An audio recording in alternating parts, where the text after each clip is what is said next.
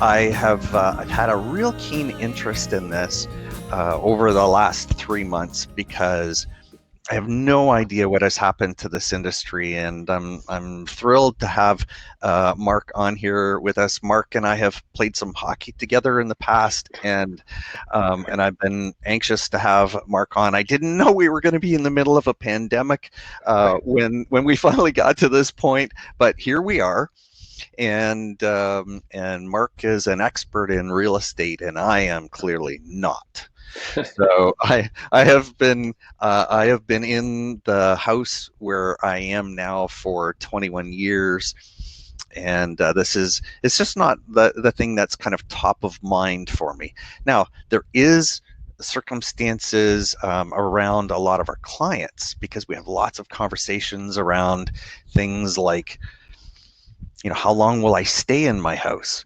Will I downsize my house at some point in time? We start paying people to take care of things around our property because we either don't want to, or maybe something's changed in our health circumstances and we're not able to.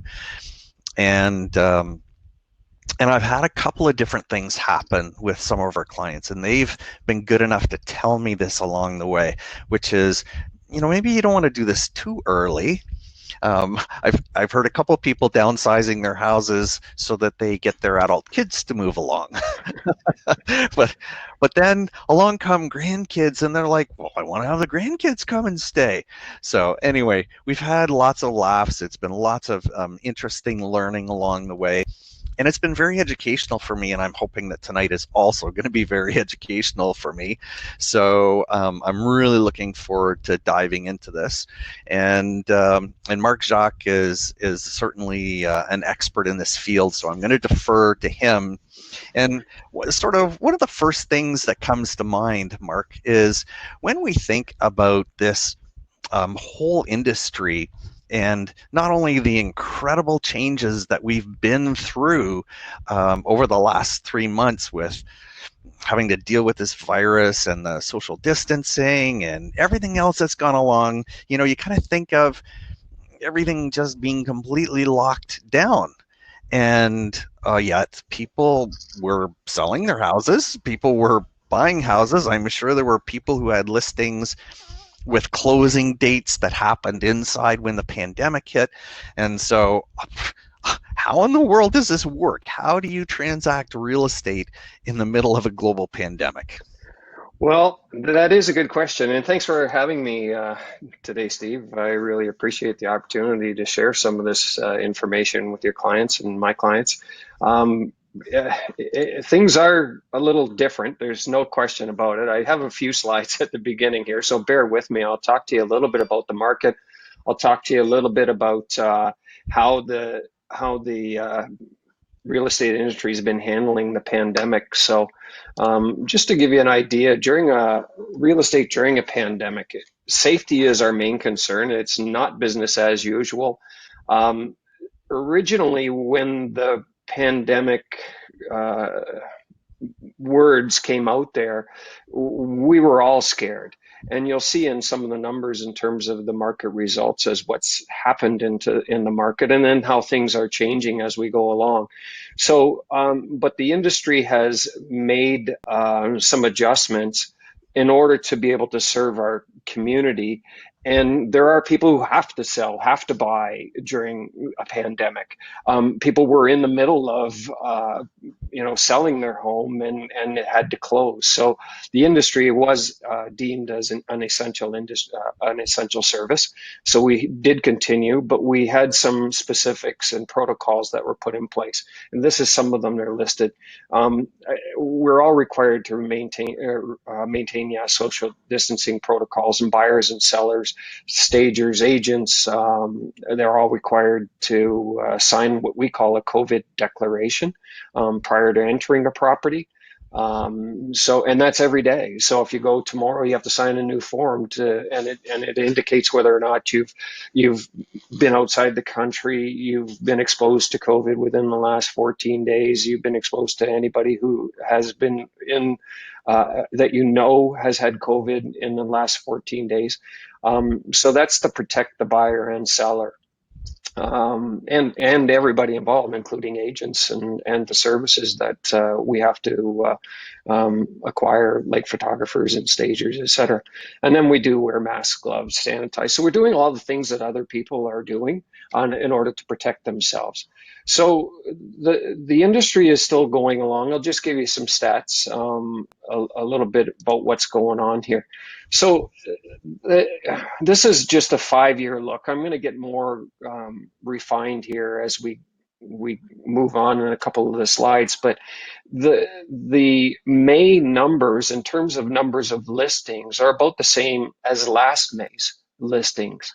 However, prior to that, they had dropped off significantly. I mean, this, as you can see down in this area here, it's not really the listings dropped. March, April just bottomed out.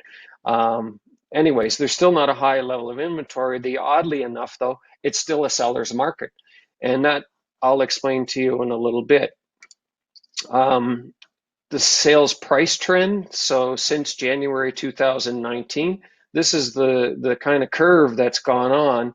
So this is last April, or pardon me, this is June, and this is previous period June. So these two yellow bars, they indicate the median price right now for a sale is $375,000, and that's about $70,000 over the same period last year. So there's a high pent-up demand. Even that 1 month, 2 months of pandemic right now is causing huge increases in multiple offers again, huge increases in prices. The interest rates are at an all-time low again.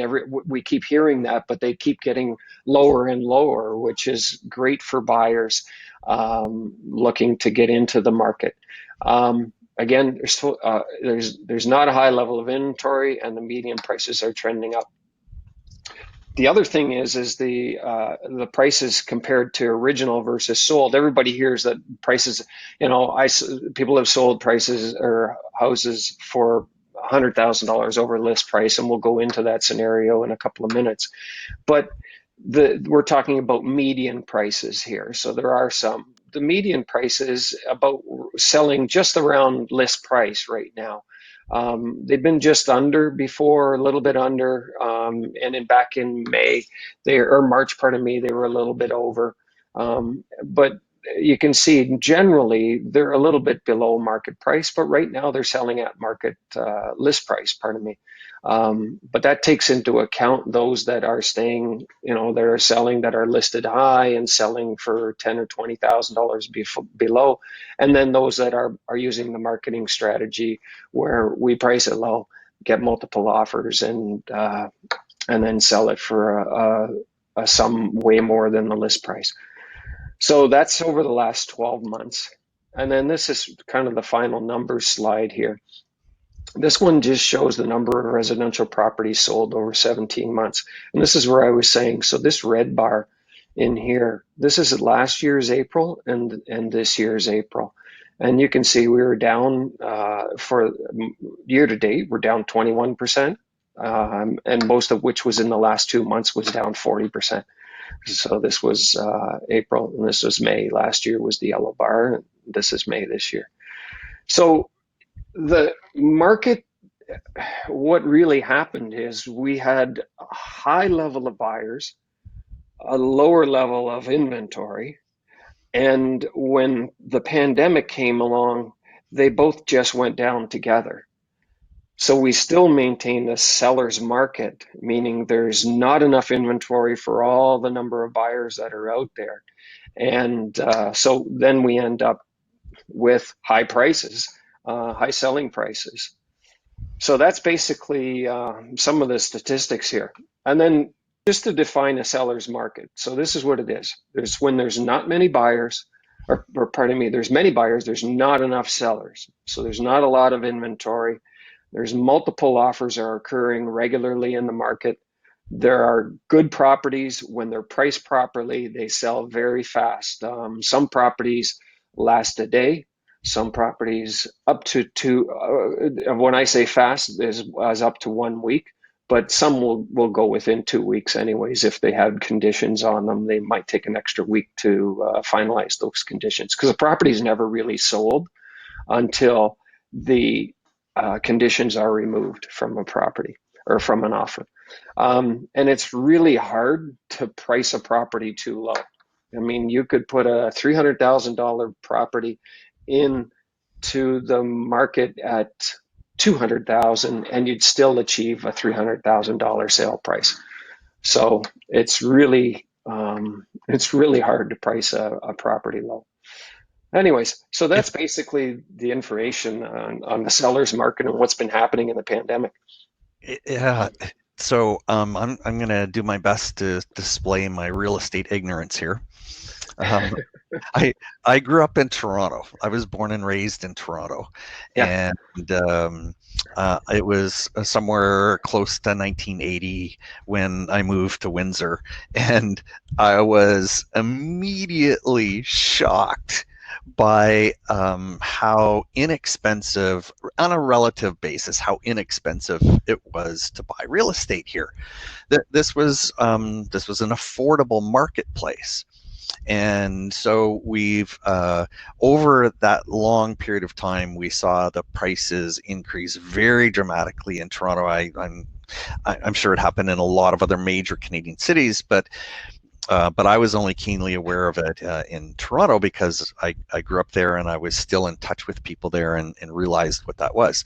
So in the interim, prices seem to stay very, very low on a relative basis to some of the other, major Canadian cities for a long, long period of time. And then it seemingly over the last several years, that has changed dramatically. And all of a sudden the prices are starting to go up. Maybe you can take a minute and just kind of sort of explain to us why that changed, what's going on in the current real estate market in Windsor-Essex County, and maybe what we can expect going forward. Sure. So what's happening? The price has changed for markets across North America. Everything has skyrocketed, and this is in the last 5 years. And this is it working into the sixth year this year. And traditionally, though, and even recently, Windsor was ranked as one of the best place to invest your money because the value you get for your money is there. So when we have been traditionally one of the lowest priced major markets, it's been strong now for 5 years, and things are probably going to change.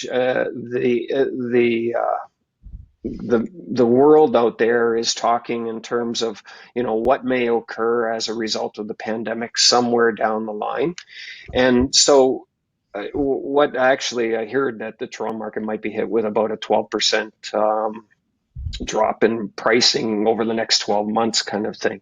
It may be gradual, but we don't all have crystal balls. We really can't tell what's going to happen, or we'd all be investing in real estate or in financial products that would generate us millions of dollars. But there is going to be a predicted cool down in the market, but Windsor is expected to kind of hold its pricing for the reason that it was one of the lowest major market average prices in value out there. So I can't see, and we've talked about this throughout the industry, we can't see a huge fluctuation in terms of what the pandemic might do to housing prices locally. And given the fact that things are still rising here, I'm not sure when that might occur even. Yeah, that's fascinating to me only because I'm still kind of in touch with some of the things in Toronto where I grew up, Yeah. and to me it seems kind of insane. I've told this story to a few people. My parents bought the house that I was raised in 1963 for $14,000. It had a 35-foot frontage, and last I knew, it sold for 1.5 million, and that was probably close to 10 years ago. Wow. And then a friend of mine in Toronto sent me a listing of a house on the same street that I grew up. It had a 40-foot frontage, not a 35-foot frontage. And they had torn the old house down and built one that was a little taller. So it was a little bit more square footage. And it's for sale for $5.2 million. Oh dollars. my goodness. And I'm like, We have to be happy that we live in our community here. because if somebody out there wants to offer me $5 million for my house, it is now for sale. Yeah. Well, they could probably it'd probably be your garage in Toronto. Yeah. Yeah, Yeah.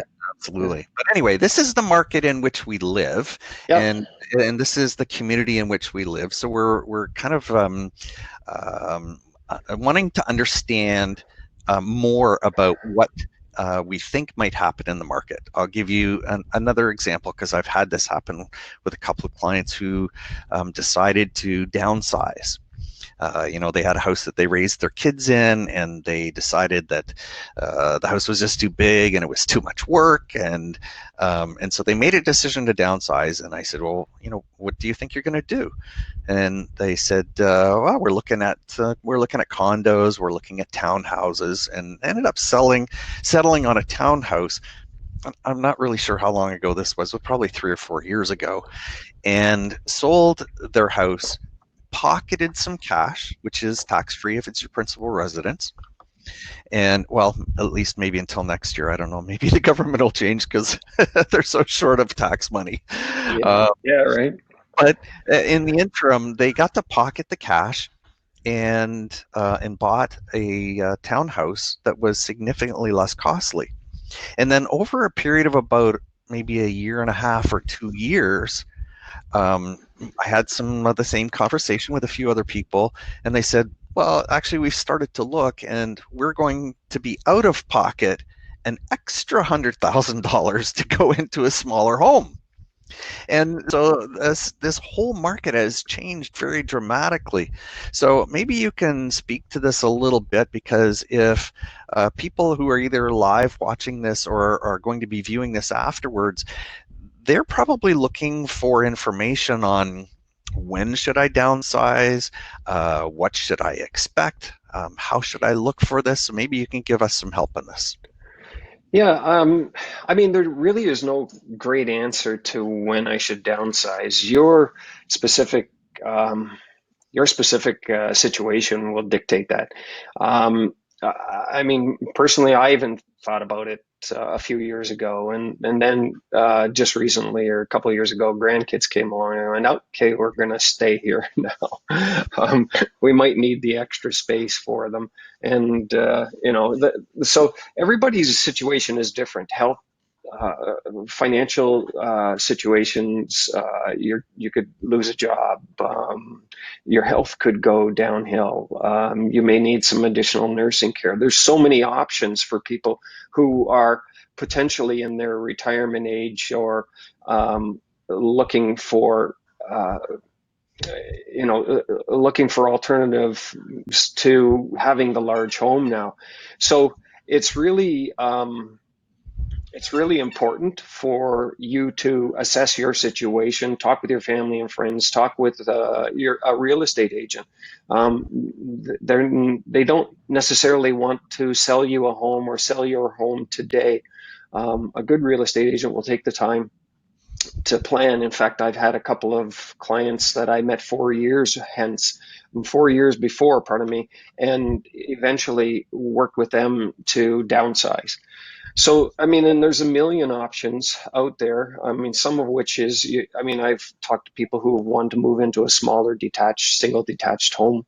Townhouses, like you said, and townhouses can be semi-detached or row units, so you have maybe 3 or 4 units connected together. Some of those come with association fees. You could move into a condo, and a condo is a unique product, because a condo can be anything that is, it could be high rise, could be a medium rise, could be a row unit. A condo really just explains an ownership method, and an ownership method means you own individually a specific unit in the development, but you also have a shared ownership of common elements, and that's what the common or the condo fees cover. They're the common element fees. So that's an option, is to go into a condo, and most of those are going to be in the Windsor area, are going to be in medium rise buildings. There are some high rise buildings on Riverside Drive, etc. You can rent condos. So you could take the money from your home as an investment and put it into a financial package that allows you to generate income to pay your monthly expenses, to pay for rent for an apartment or a condo. And the condo you would rent from an individual landlord who owns the property, as opposed to an apartment where usually it's a management company that manages the whole. They're owned by corporations, and a management company takes care of all of the rentals. And then some of the concerns that, I mean, with a condo, you have to make sure there's some things that you want to pay attention to. You want to make sure, check the condo fees. You want to see if there's pet restrictions. You want to check if they have elevators. Do they have underground parking on surface parking? Are they are the parking spaces designated specifically to you, or is it just first come, first serve? Do they have storage facilities if you got to store some stuff off site, like your Christmas decorations, or on site, pardon me, but not in the condo unit? Any other amenities that they have to offer, and laundries? Do they, is your laundry in the unit, or is your laundry a common thing? And then the other thing is that you want to make sure that you review the status certificate before you invest in a condo. So that's one of the other options that you may go into. So we talked about smaller detached home, we talked about townhouses, we talked about condos. The other is retirement complexes. So there's like an Amica, Southwinds. These are somewhere. I have a client, George. I sold. He had a beautiful home in Walkerville. He sold it, made a lot of money, and his wife had already moved into a facility, and he calls it a resort. He says he's living in a resort every day. Like I go visit him just to say hello and visit his resort. I don't have to go out of town, Right. and it's so funny. So I do that with him. And he does tell me, but he has one unit in the same complex where his wife stays. He pays for 2 units, so his investment, properly invested, gets him some cash to allow him and his wife to have independent units. His wife needs nursing care, he doesn't, so they have 2, and they go visit each other. So it's that's what you can do if you want to downsize. Take your money out and just use your money to rent services. And then again, apartments are an option. Those are just rented facilities managed by a management company. Again, you can cash out your investment, or cash out your house, your investment in your house, and or property or whatever you have, and then have it generate some ongoing money for you to pay for your rent. And then there's always we can move in with the in-laws, and or move in with family, and you're the Right. in-laws. Move in with your And kids. yeah, and there are some people who do that. Their family collectively decides that the best thing to do is to move in together. So they come to me and look for a home with an in-law suite. And a lot of those homes are probably raised ranches that do lend themselves to that, because most raised ranches are finished down below. So they put a kitchenette, there's a living space, there's one bedroom, there's an extra bath down there, and then the rest of the family lives upstairs, and mom or dad lives downstairs. And they have built-in babysitter. They don't call them date, they call them a play date with your kids. It's not babysitting. You have a play date with your kids. Yeah. I think that's the socially responsible way to describe it. We refer to that as the Waltons. The Waltons, yeah. That's the Walton way. Yeah, 3 generations of people living in the same place, There you and go. they all get along just perfectly fine. Yeah. Yeah, so there are options. I mean, there's options for ownership and there's options to rent. Yeah, there are certainly pros and cons to both of those things, right? Somebody owns a piece of property, and if it appreciates in value, not only are they maybe have reasonable payments, but they're also potentially gaining equity along the way. So that could be very significant. But then you own a piece of property, and the roof needs to be repaired, the plumbing needs to be fixed, something with the electrical, all of this stuff. Like, there's a lot of ongoing maintenance that happens as a result of ownership. So along with that risk comes the potential for the appreciation of value in that property over time, which could be a tremendous asset. Whereas if you're renting, there are rent controls. So as long as you stay in the same place for a significant period of time, there's only so much that they can increase the rent on an ongoing basis. And if something breaks, you just call a landlord and say, come and fix it, right? Yeah, yeah, that's absolutely true. I mean, and that's part of the decision-making process that you have to go in. I mean, if you don't want to worry about your home because of the time and money, you may have some major imminent bills coming that you need a new roof, the fence is falling over, like mine is. The guys are fixing my fence here today. The and you just don't want to invest all of that money in there. Again, a good conversation to have with your real estate agent, and they'll advise you on what you can do, what you should do, what are good investments to make in your home to get value if you're going to be selling in the near future. So that is some of the thing. Now, you did mention, Steve, one thing about the value that you have in your home, and then you go out and looking maybe to purchase a condo or a smaller home or something, and that people are kind of shocked, and rightfully so. But here's my message to anybody who owns a property and they say, and the shock comes, I have a $400,000 house, and to get a condo that would really suit my needs cost me 400,000. Why would I do that? And my message to is be in the property that you need or want, and you're just trading dollars. There's nothing wrong with it. It's like taking your money from one bank and moving it to the other, but one bank gives you better services. The money's the same. It just moves to a different product, but you're happier with the product that you're getting on this side. And trading dollars is not a bad thing.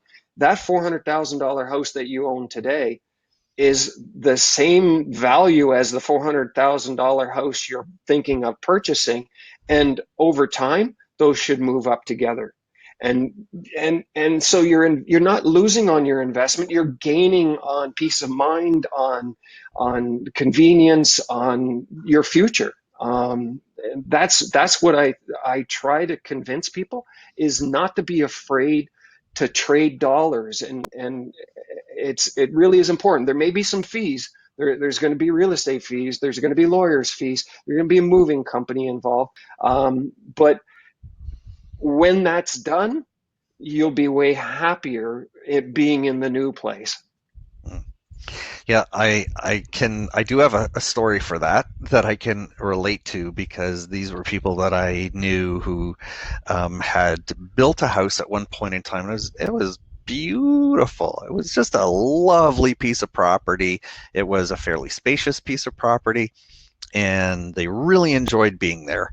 And so over time, they had some needs, right? They not the same health, not the same energy. And as time goes by, they start paying somebody to do this, pay somebody to do that, pay somebody to do something else.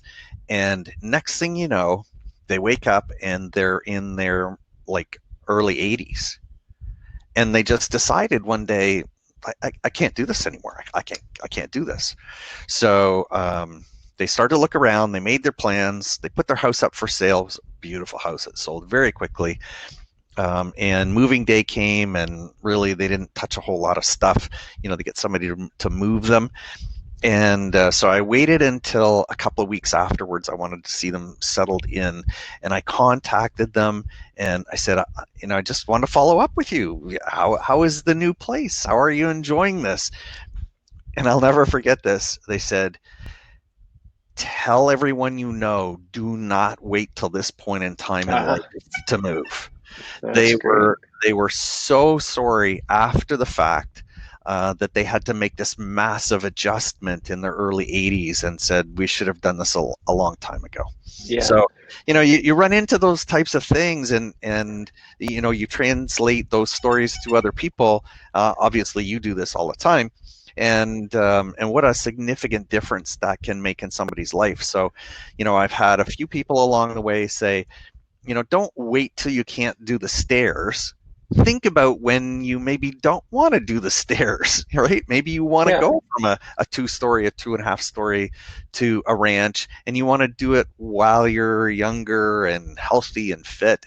Who cares? You don't have stairs, right? These are all things that maybe we don't think of ahead of time, and it's great that we're having this conversation so that we can sort of picture ourselves going forward in the future, and what would be really good for us. And I think that's what you just said is the most important part, is take the time to plan. Start now. Think about what you would be needing in the future and what you would like to have in the future, and just have that conversation. There are real estate, like I have. I'm it's called a seniors real estate specialist. I have a specific designation that comes with some training that allows me to help seniors make those decisions. And like I said, I have dealt with many people whose those decisions have taken multiple years to finally execute. So when that has occurred, and they finally get to the place, they go, I just like Steve, you said, I probably should have done this earlier. But they had to do it when they were comfortable with it. But the thing is to start having that conversation with family, friends, and an agent, a real estate agent, or your financial planner. I mean, these are things that we all want better for our clients and for our families. So there's nothing wrong with having that conversation. Yep, absolutely. By the way, I don't do a lot of self-promotion on this, but with a crazy start to this, I actually didn't introduce myself. Oh, this is Steve Fox, your host, by the way. Yeah. Well, thank you very much. I appreciate that. Maybe I should have you run this instead next time. So I am Steve Fox, and Mike Fox is on this with us from Border City Financial, and we're just so much enjoying the opportunity to promote local business. We very much want to support local business, and we're delighted that so many people have been. I think this is our 11th or 12th webcast that we're doing every Thursday evening, and we've had so many people who have given out so much awesome information. So we encourage you to tune in and to share this with others. Keep an eye on our Facebook page at Border City Financial, or on our website, and see the upcoming webcast. So that's I just want to let people know where to find us in case they're interested in upcoming webcasts. I got another question that is related to, because this is again an area I'm not terribly familiar with. Some of our adult children are way more familiar with this than I am. As I said, I've been in the place that I am for about 21 years, so I'm a little out of touch with some of this stuff, but back then when we were transacting real estate, typically you would sort of price it at what you thought was fair and reasonable, and it would be on the market for weeks, sometimes months, and you would, occasionally get an offer come in and then figure out how to deal with it. So the Yeah. whole concept now of I list my home, and then there's an offer day, 2 days later, and 8 offers come in, and I sit down and review all 8 and then decide. That's a little foreign to me. So, but that is the world that we live in right now. So if you could, maybe you could talk a little bit about the strategies that you're utilizing to best serve your real estate clients today. Sure. Well, I mean, that is a popular selling strategy. There's no question. One, it generates excitement for the product. Two, it helps a house sell as fast as it can and generate probably the best result in terms of price that can be obtained for a property. So the strategy basically is you list the property, and this is to benefit the sellers. It is not a buyer's strategy. It really it really is a frustrating situation for buyers. We'll talk about buying in that market in a couple minutes, maybe. But this is a seller strategy in order to help our clients who want to list properties and sell their properties fast so that they can move on to the next stage. That's it. That's what people are doing. So they'll list their property for under the market price. So the market price is what the average price selling price of a similar property has been sold for in recent months and within the similar geography. And then we look at expired listings, we look at, and we come up with a price that we think the property would sell for. And then what agents are doing, some agents are being really aggressive in terms of underpricing a property. And I think it's kind of a little bit of a disservice, and I'm not trying to diss our agents, but I think it's a disservice to the sellers because they have millions of people going through a property that will never afford the property. So let's say it was a $300,000 property listed at $200,000. It will sell for 300 in the end. It might sell for 305, but it's going to sell for 300 in the end. But we'll get multiple offers, 17 offers. I heard the other day on one property. But the problem is that during COVID, you're generating a lot more traffic than you need to for your property from buyers who would not be qualified to pay the market price for the product. So it's a strategy, but it's got to be used cautiously, and you have to really. We all use it, but you should talk to your agent and suggest perhaps maybe listing it slightly below the market price so you generate the same kind of bids and offers. You might get 6, but they're all going to be good and they're all going to sell at market price or better anyways. Nothing different than if you had 17 offers, to be honest with you. So the other thing about an offer, a lot of people talk about what's called a cash offer, and there are rare situations where somebody brings a suitcase of cash and it's a cash offer. It just doesn't happen. So It's a little dangerous to walk around with. it is. I mean, there may be. We're not some of the folks on Shark Tank or anything like that. We just don't have that kind of cash. But they call them cash offers. So it's lingo. It's used in the industry. It's used by buyers, by sellers, by the banking industry. Cash offers are basically unconditional offers.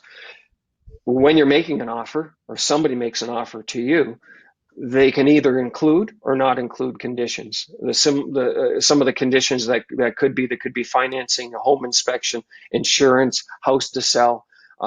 If you have septic tanks, inspection of the septic tanks, etc. There could be a number of conditions that are in addition to the main selling features of a property, are the price, the close date, the deposit, and then you have conditions, other conditions. So those are if somebody says they're making a cash offer, it's unconditional. And when somebody is making an unconditional offer, that doesn't mean that everything is perfectly secured in order for that deal to close. So they may make it, you may agree with them on the offer, but that doesn't mean everything is ready to close. They still will have to go to the bank. In most cases, almost every case, they're going to get a mortgage, and they still have to get the bank to approve that mortgage. They're betting that the bank is going to. They're taking a calculated risk that the bank is going to approve their mortgage. They're also may have a house to sell, and they're betting that their house is going to sell between and close between the period that you make the deal and you have to take possession of the new property. So those are some risks that people take in order to win a multi-offer situation. And generally, I've got to say it, and I hate to promote this, is that that's basically what you have to do to win offers, is make an unconditional offer with calculated risk, because those seem to be the deals that are put together in the end. The only time you may win an offer with conditions is if your property or your offer price is at least $5,000 or more than the next competing cash offer, unconditional offer. Because I, as a listing agent representing a seller, would suggest to my seller, don't walk away from 5,000. If we got 10 offers today for your property, and this offer is $5,000 more than the next offer, but it has condition of financing, I think you should give that guy the 7 days or 3 days or whatever it is to do their, if you've asked the right questions during the offer process, to go do their due diligence on getting their financing and put $5,000 into your pocket. Because next week, we probably could sell your house again and get 10 more bids. So for the same price. So, unless the market just crashed in the next week. So there are some strategies out there, and you have to have that good conversation with your real estate agent to make sure that you're doing the right thing. I've got one other question that's sort of been banging around in my head. You talked earlier about this being a seller's market, and that's been a seller's market for some period of time. And you explained well that there can be an imbalance between buyers and sellers. So if you have more buyers and you don't have enough sellers, then that can push the prices up. So if it's been like this for a while, and sort of maybe this is a two-part question, is what's driving that? Why is there been for some period of time more buyers than sellers? And what do you think will change that around anytime in the foreseeable future? Really, what's driving it is that housing mortgages are at their all-time low. I mean, that's just one of the most obvious things. Millennials are one of the highest percentage of the purchasers of property, used property, new property, of residential properties, and they're trying to get in the market now. And so millennials of their age, I mean, they're in their 30s. They've been trying to save up for a long time in order to put that cash down, and they're just getting to the age where they've been able to accumulate enough cash. I mean, I know I have a son who's in that same situation right now. I mean, he's in his mid 30s, and he's just now going to purchase a house at some point in the near future, but it took them a long time to get to that stage where it's manageable in terms of price for them. But now that the interest rates are favorable, that they're moving into that, and they're probably one of the biggest drivers in our markets today. The second other driver is baby boomers. Baby boomers are now moving, and so their houses that are attractive to other markets are becoming available. And I mean, South Windsor, Riverside, those homes that were built and people have lived in, in the 60s, 70s, and like I said, some people own them for 50 years, and they're just starting. They go, okay, finally, I'm going to get out of my home, and so they're opening up a window for others to get into the market. So I think that that's really the things. Now, what'll happen in the future? It's hard to say what would change to bring it down. I think that it is probably coming back to now that gap between the number of buyers and the number of sellers is slowly coming down. We see that in some of the statistics, and it would be beautiful if we could get to what's a balanced market. There's just enough inventory out there so buyers don't have to rush out as soon as the property comes on the market and get out there and look at it and be ready to make their offer. I mean, that would be wonderful for the whole industry and particularly for buyers. But I don't see that happening like tomorrow, but it seems to be approaching that state. Excellent.